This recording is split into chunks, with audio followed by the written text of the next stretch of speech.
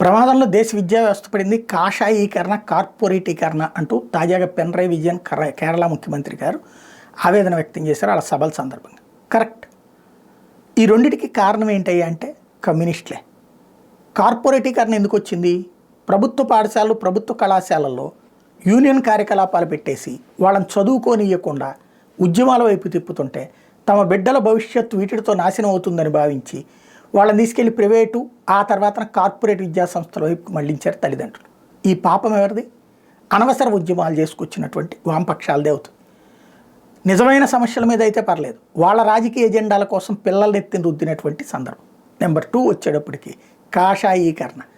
అదే జరిగితే గొప్పగా హ్యాట్స్ ఆఫ్ చెప్పాలి. ఎందుకంటే ఈ దేశానికి సంబంధించినటువంటి పుస్తకాలలో ఈ దేశం మీద దండయాత్రలు చేసిన రాజుల యొక్క గొప్పతనం గురించి రాశారు, కానీ వాళ్ళని చీల్చి చెండాడినటువంటి శివాజీ గురించి 1 పేజీ ఉంటుంది. ఆ శివాజీ మీదకి యుద్ధానికి వచ్చినటువంటి రాజు గురించి 5 పేజీలు ఉంటుంది.